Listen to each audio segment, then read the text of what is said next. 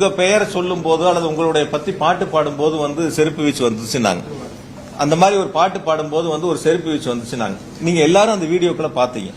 எத்தனை மணிக்கு மொத்தமே மேடையில நின்று அந்த வாகனத்துல மேல நின்று இருந்தது 19 நிமிஷம். அதாவது மேல வண்டிக்கு போன இதுல 3 நிமிஷம் 5 செகண்ட்ல இருந்து 3:31 வரைக்கும் என்னை பத்தி பேசிட்டு கடைசியா பேசுறேன்னு சொல்லி தேர்தல் வாக்குறுதி சம்பந்தமா பேச ஆரம்பிக்கிறாங்க.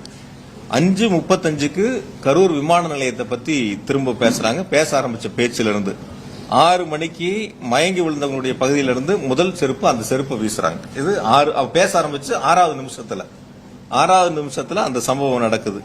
6:40க்கு திரும்ப 2வது ஒரு செருப்பை வீசுறாங்க. அதே இடங்கள்ல அந்த 6 நிமிஷத்துல 2வது ஒரு சம்பவம் நடக்குது. 7:12க்கு கூட வந்த அந்த அரசியல் கட்சியுடைய தலைவருடைய உதவியாளர் போய் இந்த மாதிரி வந்து நிறைய மயக்கம் போடுறாங்கன்னு பக்கத்துல போய் கருத்து சொல்றாங்க.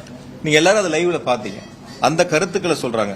அதுக்கப்புறம் அவங்க ஆம்புலன்ஸை கூப்பிடுறாங்க. ஆம்புலன்ஸ் வருது, ஆம்புலன்ஸ்ல ஏத்துறாங்க, கூட்டிட்டு போறாங்க. எல்லா வேலைகளும் நடக்குது.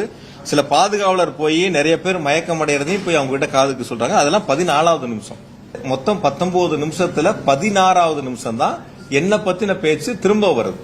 இந்த சம்பவங்கள் நடக்கிறதெல்லாம் முதல்ல 5 நிமிஷத்திலேயே வண்டிக்கு போய் 5வது நிமிடத்திலேயே நடந்துருது. இப்ப எந்த நேரங்கள்ல எது நடந்துச்சு என்னங்கிறதே தெரியாம ஒரு சமூக வலைதளத்துல ஒரு சம்பவம் நடக்குது. அந்த சம்பவத்துக்கு யார் மீதாவது செய்யக்கூடிய தவறுகளை ஒத்துக்கொள்ளாமல் அல்லது செய்யக்கூடிய தவறுகளை சரி செய்ய வேண்டும் என்று முயற்சி எடுக்காமல் இந்த தவறுகளுக்கு அரசின் மீது, தமிழ்நாடு அரசின் மீது இந்த தவறுகளை திருப்பி விட வேண்டும் என்ற நோக்கத்தில் இதுபோன்று சமூக வலைதளங்களில் ஒரு சாரார் பரப்பி வருகிறார்கள்.